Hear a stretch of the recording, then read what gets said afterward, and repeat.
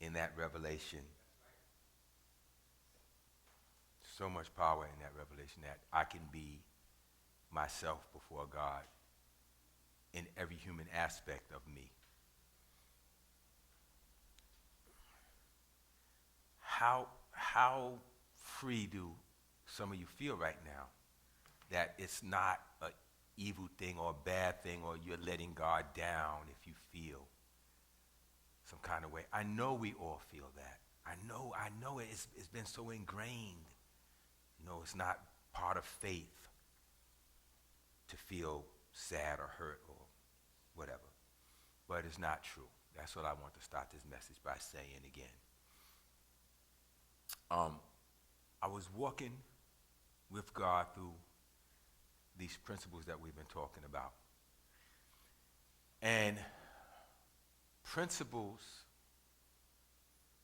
have their powerful place because they're law by the Spirit. You do this, you should read that. You do that, you do this. You don't. If you're chasing folly or you're seeking wisdom, and all of these principles have a place. And I'm a structure and principle person. And so because I'm a structure and principle person, God had to speak to me the way I just spoke, because I know, do this, get that. Do this, get that. Don't do this, you get. Understand that. And God said, but if you lose, pay attention to me, because I don't want you to miss this. This is powerful. If you lose your humanity or your heart, then it's just laws. The letter killeth. The Spirit gives life. And before he wrote the laws, he was still God. See, he made man first, and then after man fell, he wrote laws. So the law wasn't first. The relationship was. So we can get so caught up in the law that we lose the relationship. So God said to me, as you're studying out these principles, don't remove them from covenant. Love covenant. God is love, and every covenant functions through love. Even the laws are designed to lead us to his love, not to lead us to punishment. Did you catch that? But we can twist that, and everything becomes, you broke the law, you should be punished. And God has been showing me about his grace and his judgment in some very interesting ways. So he said, now, I shared with you guys last week, why would he equate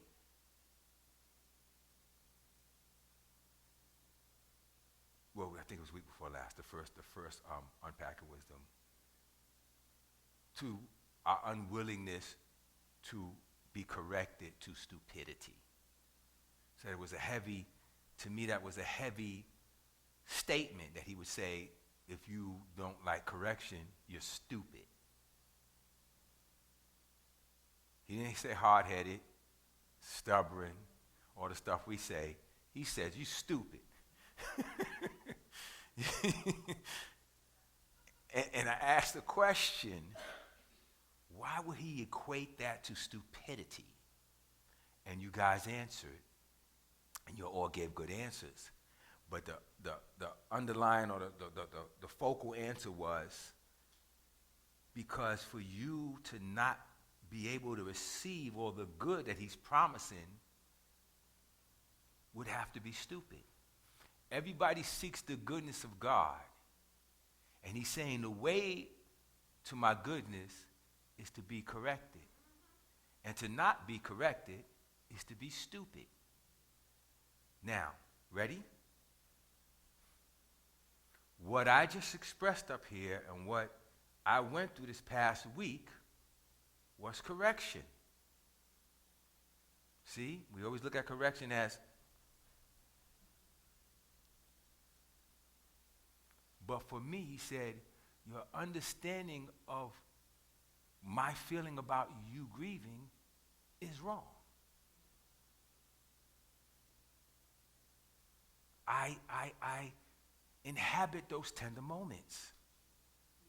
I look for the opportunity to fellowship with you in those, or else I wouldn't have given you those feelings. Are you listening to me? So the correction for me was, let me in there. Let me in there. Stop beating yourself up and let me in there. And all of your mistakes and everything. And for me, that was a correction. And up until then, when in the area of emotional things, I was stupid. And I missed the opportunity to grow and heal in ways. I know a lot of you. From talking to you, I know what your pains are. But I know every time you talk to me about your pains, you do that. You square up, tighten yourself up. Nope. Not going to feel it. I believe the Lord has a plan. He's going to work it all out for my good. And at this time and season, I may not understand. Am I lying on you? And God, like, where am I in that? So you think I only want to come with you to the party and dance at the party, but I don't want to be a part of that every single part of your life,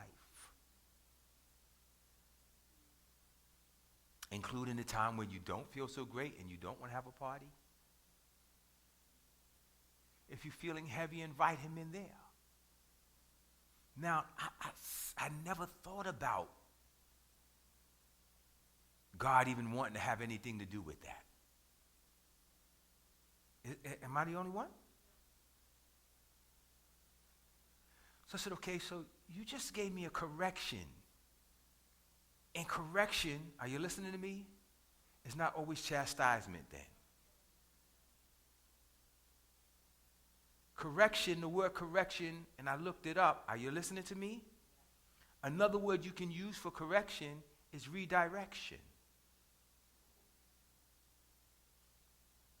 If you're going the wrong way and I aim you the right way, that's correction. That don't mean you were sinning or stupid and falling and you just didn't have direction and now you have it. And that's correction. So I want us to begin to embrace correction as a beautiful thing. It's just redirection.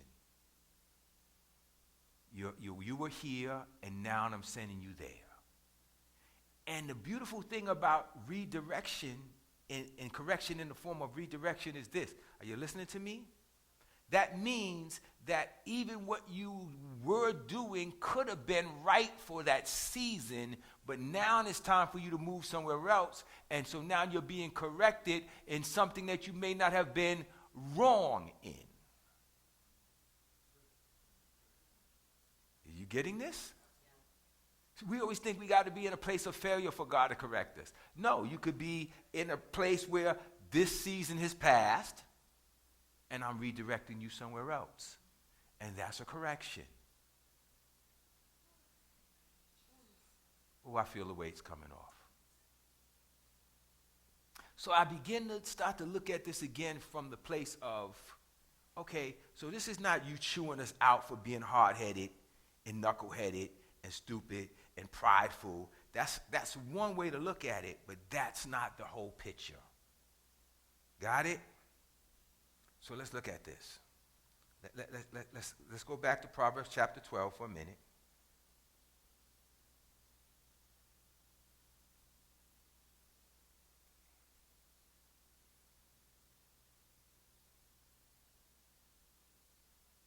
We're in the NIV, correct?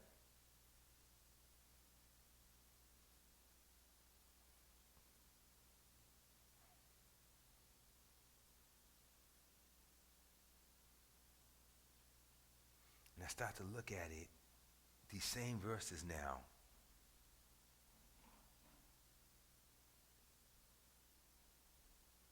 And it started to make a different kind of sense. So we left off in verse 11. Those who work their land will have abundant food, but those who chase fantasies have no sense. And I said, okay, I mean they're dumb, they're stupid. I mean they're crazy, I mean they have no sense. And he said, that's how you look at it, from the perspective of right and wrong.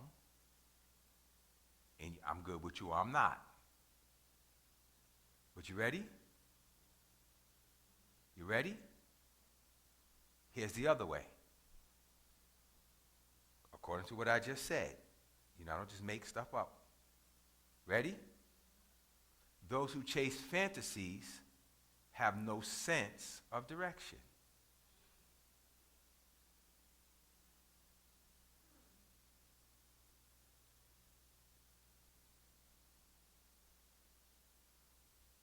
Think about that a little bit. He's saying you have no sense. You have no sense of direction. Why? Now, I could put that out as a question, but I think this time I'll just answer you. You are leaders called by God to be led by him to lead. You're not supposed to chase anything.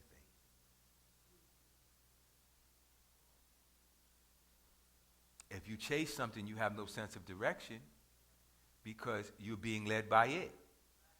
And you don't know where it's going to end up. You're just chasing it. But if you're leading and then being led by him, you have clear direction. He guides your steps. He orders your path. He shows you in his righteousness which step to take. But it doesn't make sense. It seems like it's taking, I want to chase something that seems exciting. So, there's people I know, and I've tried to humor them and work with them, and every time I speak to them, they're chasing another fantasy. And it's always, all you got to do is go on any of your social media. Somebody's always up there telling you there's a way to get to this wealth and riches. And if you watch my video, just click on this video right now and chase my fantasy. I'm going to show you in 1 hour how to be successful. I'm going to give you the 3 easy steps. And off we go chasing. And you click on that video takes you to another video, and that video takes you to another video, and then it takes you to this thing you can download for just $59. But wait, now that you've ordered that, if you really want the real success, then pay another $100, and you get. And if you want the real success, pay the monthly fee to my class that will keep on giving you guidance. You know what I'm talking about, right? Fantasy chasing. No direction from God. You didn't even stop and say, God, should I click on this thing? You chase the fantasy. You have no sense of direction. Well, all you have to do is pull back and go, what say ye? Don't click on that. Okay. But it sounds really good. Don't click on it. Well, I'm going to click on it, but I ain't going to buy it. Don't click on it. And if you didn't know, there is a button on your social media thing. There's the little 3 dots, and you can say to it, hide these ads or these kind of ads. I'm not interested. He said, well, now you do. You can tell it, I'm not interested in how to get houses without a mortgage from people who's about to lose them. I'm not interested. You know, because they know what you're into based on other things you clicked. Now, just on a side note, if you're not aware of that, there's something on Netflix called The Social Dilemma. I suggest everybody watch that. When I realized that if I type something in a Google search and I say to you, Joe, type that, it'll come right up, it won't for you. everybody's result is going to be different based on the demographic, how they've already got you mapped based on what you typed before. So basically, if I type, say Trump, based on what it knows I want, it would give me all kind of Black Lives Matter, blah, blah, blah, blah, blah. Where if you somebody else and you type Trump, it'll give you all the connections to all the racist, whatever groups that you like. So it's not a real information platform. It's feeding you what you want. And every time you click, it defines you a little bit more and knows what to feed you. That's evil. But that's why people will stay on the internet all day chasing fantasies. It's designed to feed your fantasy desires.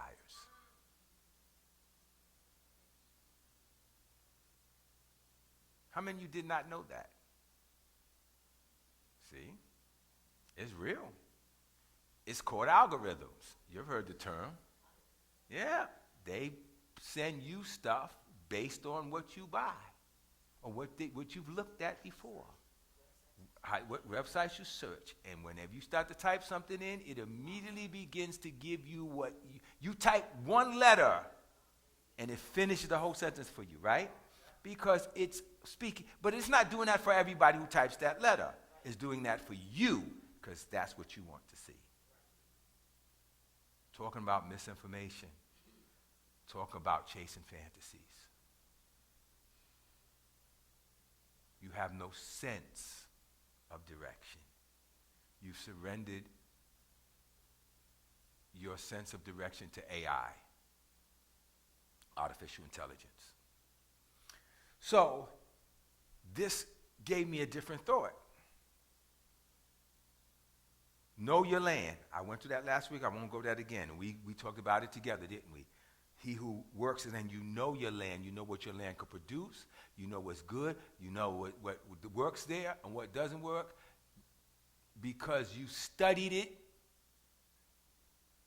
If you're into land, then you Google search that. It will bring you stuff about your land. That's the good side of it, right? But know and learn your land.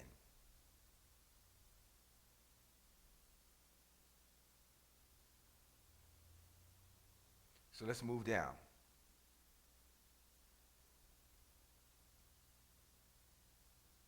This one caught my attention. I wasn't going to use it, but I thought it was good. 12, or 13, I mean.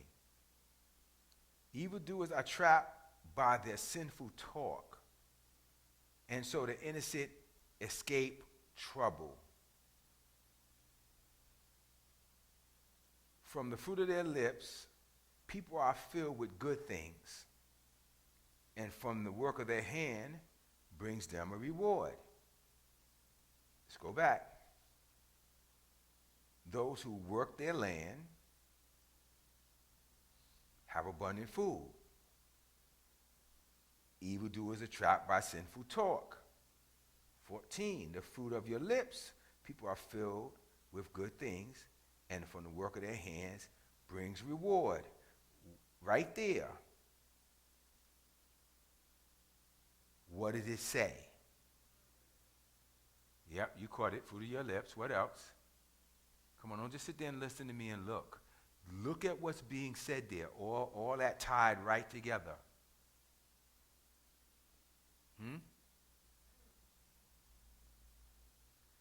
Okay, let me help you out. Ready? Verse 11. Those who work their land will have abundant food. First line of 14. From the fruit of their lips, people are filled with good things, and the work of their hands bring them a reward. How do you work your land?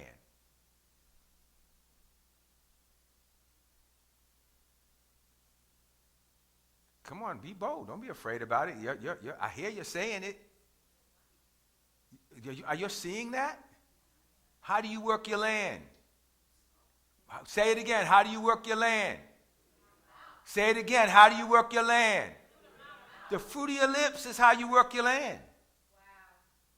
I'm just trying to figure out how to work. I just don't know what to do. It's just so much. I don't know anything. How do you work your land? By the fruit of your lips. So all that hard work you was thinking you needed to do?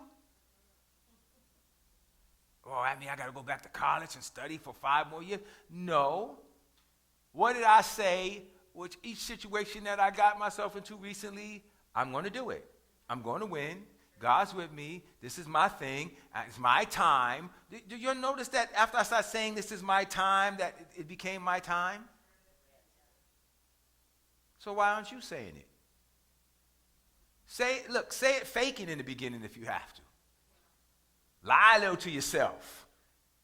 Because it ain't a lie. By the fruit of your lips, you're speaking and working your ground. Most of you don't have ground to go sow seed in the natural. This is talking about spiritual ground. How do you work that ground?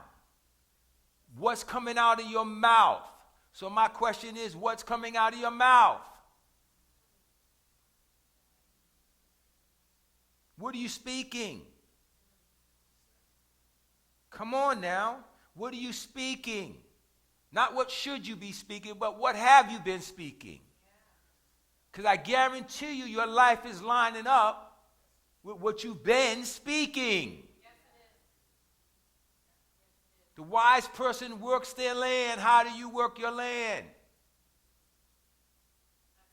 Right there. It's not tools. It's not strength and fortitude. Like I said, God had me realize this week, I need you to cry, son. I need you to mourn freely. Wow, God, I thought that was weakness. Well, now you know it's not. So now, because of what I was able to do today, I could work my land in the area of my healing.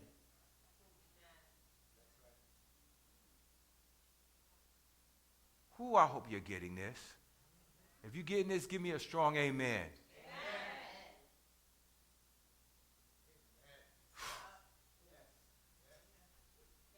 Your healing is in your mouth. Your prosperity is in your mouth. Your deliverance is in your mouth. Your blessings are in your mouth. Your closeness with God is in your mouth. Everything is in your lips. Life and death is in the power of the tongue. And those who indulge it shall eat the fruit thereof. You work the ground by what you say.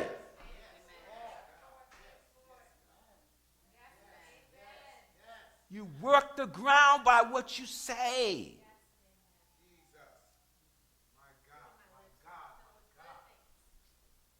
Somebody's getting it.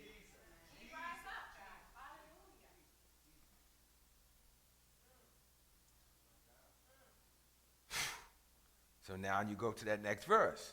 The way of the fool seems right to them, but the wise listen to advice. Wow. So how does that tie in again now? Again, we're doing the same verses coming from this new revelation.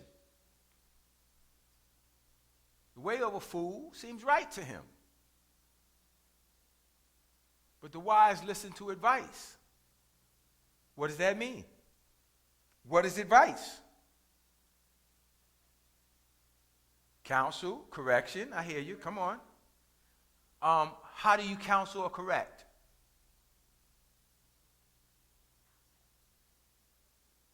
Actually, the outside perspective. How do you counsel or correct? You speak. And so we're right back to words. It's through communication. If you don't speak, you do this. But you speak. And through that counsel, words, you then order or reorder your speech and work your land even better. Did you catch that? So it's still all about God saying, I'm teaching you. Think about what you learned since you've been here. Don't speak like that. Don't talk. Why did you say that? And you'll say to people now, you'll probably go to your old churches and say, or some church folk you know, and they start talking. You're like, oh my, ugh. Like, why do you talk like that? Well, where did you learn that? You learned it here. Don't speak that over yourself. Don't let anybody speak that over you. That's counsel. Because I'm teaching you and I've taught you by your speech to rework your land.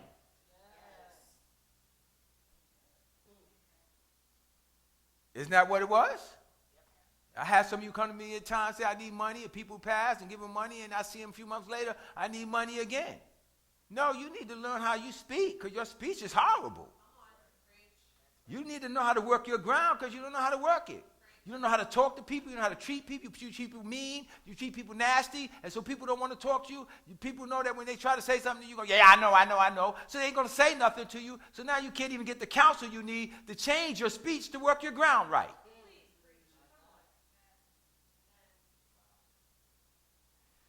Taking a verse like life and death is in the power of the tongue. Listen, in the book of James, he talks about this little tongue, this little member that could set on fire the course of hell. This little rudder that guides the whole ship. I want to pray more. I want to fast more. What good is it going to do if you don't change your mouth? God is tired of hearing you talk. He still loves you, but he's like, oh boy, here they come. Telling me what I need to do and how I need to do it. And if I could just fix this, they'll be all right. And God's like, if I could just get your mouth right, you'll be all right. I'm trying to teach you how to work your land. That's why it makes statements like, those who won't be corrected are stupid. It's not correct behavior. It's correct perspective. And then your behavior will line up with your true perspective. Lost you? Somebody look lost. I'm going to help her. Have you ever tried to modify your behavior? Yes. Oh, okay. How did it work? Okay. She said, I'm good. Until your heart was changed by pure counsel, your behavior is just going to go back to what your behavior is. I said this to somebody, I say this to people all the time, and I say it. If you're your own teacher, you're teaching yourself to do the same thing you've been doing. If you're your own counselor, you're counseling yourself in the same ways that you've been doing things, and nothing's going to change. When I let other people in that have wisdom and counsel, and I receive their counsel, I'm able now to put something else in my file cabinet, and I can begin to say, let me change my speech.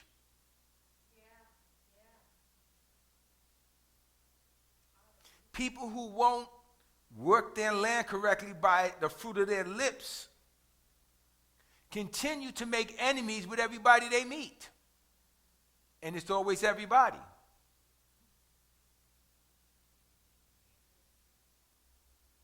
Come on. At some point, I have to realize the fruit of my lips are bringing me a harvest in my ground that I don't want. And that is the definition of stupidity or folly. You have no sense of direction. Let's keep moving. The way of the fool seems right to them, but the wise listen to advice or direction or redirection or correction. Got it? Yeah. All the same. But this is the one that really hit me again. Back to a fool. All these things that make people foolish and idiot and or whatever you want to call them. Fools show their annoyance at once, but the prudent overlook an insult. Thank you so much for your time.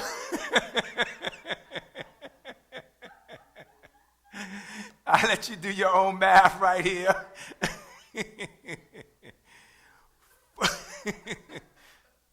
Huh. Wow.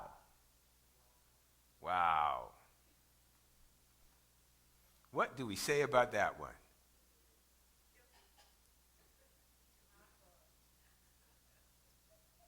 We're unpacking wisdom. So if I'm easily annoyed, well, I says I got a short temper, that's just the way I am. And that's what you're going to, stupid? You're going to keep speaking that? You good with that? You comfortable with that?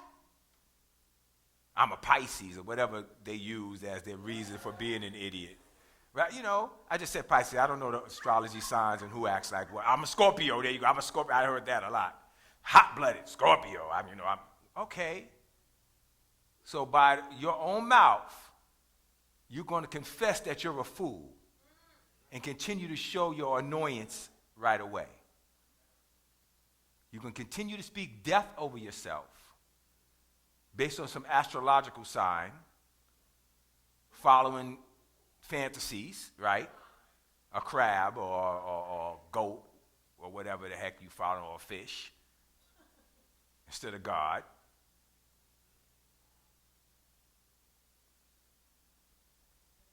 So if you're easily annoyed, what should your statement over yourself now be? Come on, saints, work with me.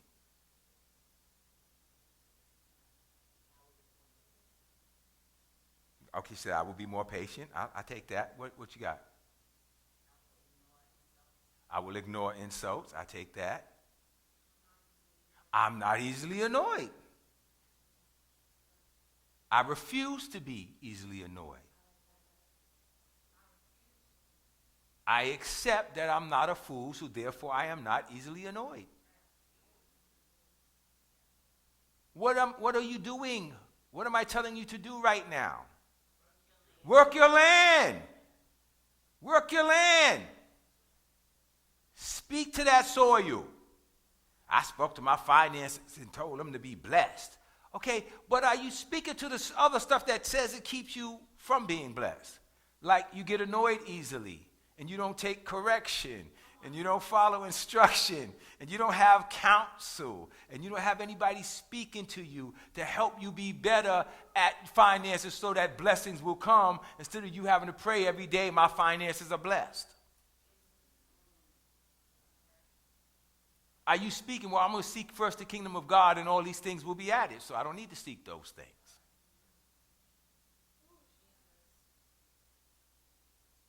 Teaching you how to work your ground. It's real simple. It's with your mouth. Am I making this up? Our Jesus said in Mark 11, verily I say unto you, if you shall say to the mountain, what's he doing? And as a process, he's done what? Landscaped. He moved the mountain. See, you're not paying attention to stuff. That's landscaping. He's speaking to the ground. If I say to a mountain be removed, isn't that landscaping? Did he curse the fig tree and say die and wither up and dry up and blow away? Is that not changing the shape of the land? Oh, with his mouth. Parting Red Seas, all of that. This is all the fruit of your lips. And that fruit is increased, are you listening? By counsel, instruction, and correction. Hallelujah. Hallelujah. Yes, God. Or stay where you are. Those are your choices. There's only two. Stay where you are, or be retaught and re-educated in how to speak correctly to your land, and it'll grow. You ever tried to grow anything? Who in here has ever tried to grow something? Let me see your hand.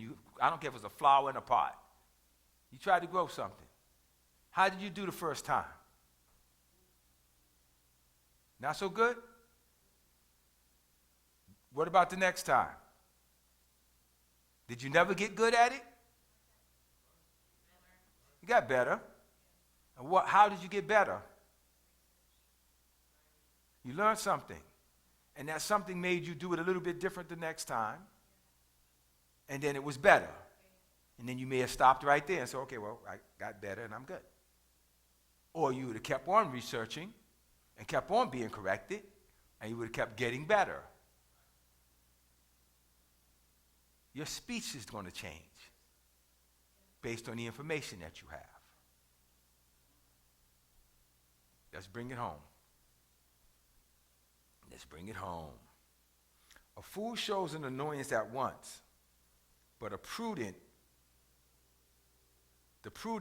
overlook an insult. What is it to be prudent? And this is a good place to wrap it up. I got one more verse, and then we're going to call it a day. What is it to be prudent? Wise. Go ahead. Huh? Is that a real definition, or are you just guessing? You know, you can Google. I won't hold it against you. Mike? That's the word, not cautious. Wide and judicious. You might have to look up judicious for them now. Wise and judicious in practical affairs. Careful in providing for the future. Thoughtful. Considerate about what you're doing. Thought it out. Sober. Are you listening to these things? A prudent person is a person that thinks things out before they run their mouths.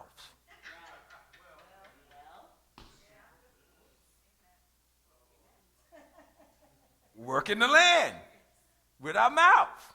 So a prudent person is thoughtful. He considers. He's sober. He plans. She plans. We don't just blow off at the first thing. We don't go chasing every shiny thing. Ooh, look at that. Ooh, look at that. Ooh, I clicked on that.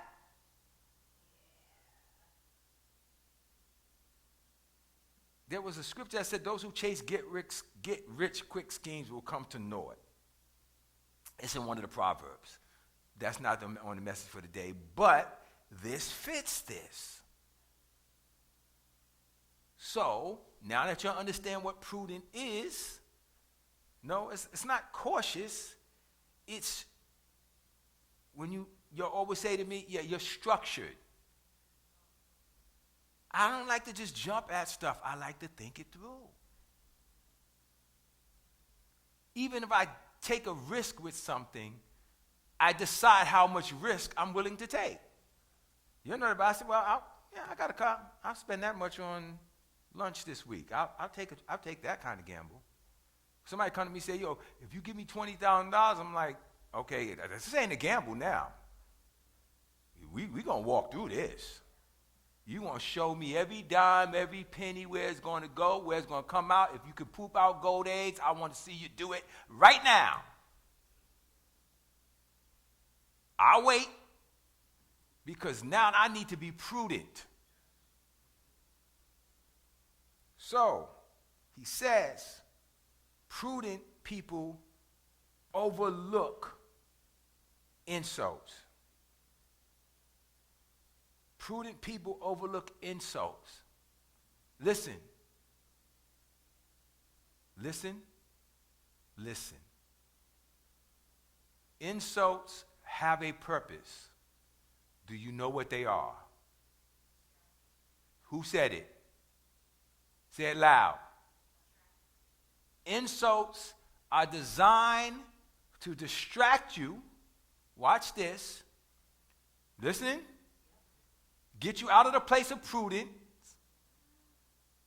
Right? When you're insulted, you react. You don't act, which is prudence. Reaction's not prudence. And then you come out your mouth and you say something that's contrary to tilling your ground. Right? All of this is gearing back to what? Working your land. Watching what you say. Don't let people get under you where they get you to come outside of yourself and say things that go against what you're believing for. I'm talking to somebody up in here. So I've learned, and I'm learning, like people saying things to me. I've had people say some things to me recently, and I go, I wouldn't say that if I were you. I'm really telling you, don't say that. Okay, you said it. Now you eat it. And I don't feel the need to come back at all. I'm like, you got to eat that now. Somebody not listening to me in here. I said, okay, you're going to eat that. Oh, okay, well, do what you want to do. Okay, if that's what your decision, okay, well, go ahead. Well, I don't think you understand. It doesn't matter. Go ahead. And those of you who work with me know, it's like I'm in this whole different place. I'm like, okay. You can get me upset and get me to speak death to my ground or anything in the atmosphere or otherwise. Do what you want to do. I don't care. Your mind's already made up. Why are you asking me questions? Don't ask me questions you already decided. You're trying to distract me. Intentionally or unintentionally, you're trying to distract me. You're being used. If Jesus could say that to his disciples, he looked right at Peter and said, get behind me, Satan. You're my boy. But right now, should we call down fire and burn up all the people? He said, Peter, you don't even know what spirit you're in right now. You don't even know what demon is even working through you. This is his disciple. One of the main ones. Well, if he can have a devil working with him, I guess anybody else in the church can. Or your family or wherever. I'm not going to let you push me to doing that by God's grace. But that's my confession. And those who've been around me have seen the change. And I'm going to tell you what, because I started speaking it. I'm watching my ground. I'm working my land. The harvest of my spirit, my ground. I'm not going to let people pollute it. And I'm not going to let them trick me into polluting it. And if they do and I catch it, I go rip that sucker up right away and reconfess what I need to be speaking. Last one. Let's bring it home. Are you learning something?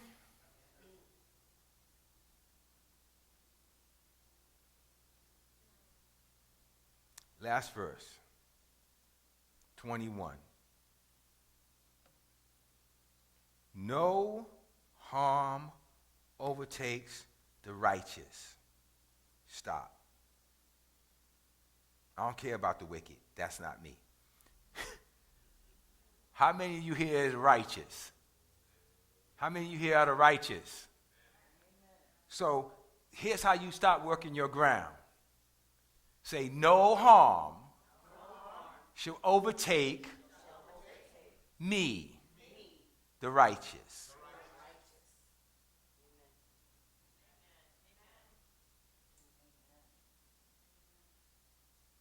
How do you keep that to be your truth?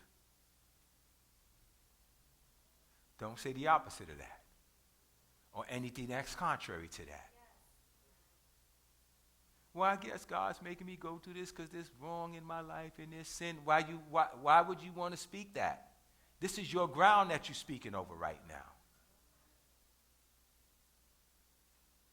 No harm shall overtake me. It might try to come up next to me, but it ain't going to get me. And he will bring it. The devil will pull up next to you either with a pickup truck, with a tractor trailer. But you can say, yeah, pass, that's not for me. Well, I don't know, I just can't help it. I just always seem to get into trouble. Why would you speak that over yourself? I just hate when people did that. Why would you speak that over yourself? Come on, pay attention to that, because you know that's a famous one. Oh, I just hate when people do such and such. So the devil will make sure a lot of people come around you that do such and such so you can hate. Oh, can we have this conversation? That's your ground he's messing with. That's your ground. I'm not letting nobody have power over me to make me hate. Well, Rhonda's messing with Mike. She just elbowed him like, you know? But, you know, let he was without sin cast the first stone. I'll just leave it right there. I just leave it right there. Get the log out your own eye before you start messing with somebody else's splinter. Okay, I ain't picking on you. I'm just saying this. I'm just quoting scriptures.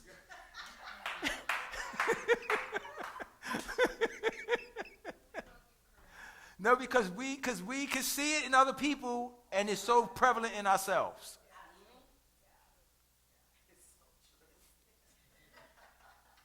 I'm not letting anybody anymore put me to the place where I say, I hate blah, blah, blah.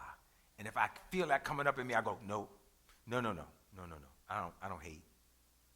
I don't hate. And there's times I get upset about something, I feel like, yeah, see, it's just so annoying. And God said, watch your mouth. Watch your mouth. Don't speak that into your ground. What is your ground? Before I wrap up, what is your land based on everything you learned today? What is your land? Nope, your mouth is the tool that you work your land with. What's your land? Oh, I'm so glad I did this. Say it. Your heart. The farmer goes to the ground, he throws the seed, he scatters the seed. Some fall on good ground, some fall on stony ground. He's talking about the state of the heart. The one that's good, the person who is good ground, you're the ground. You are your land.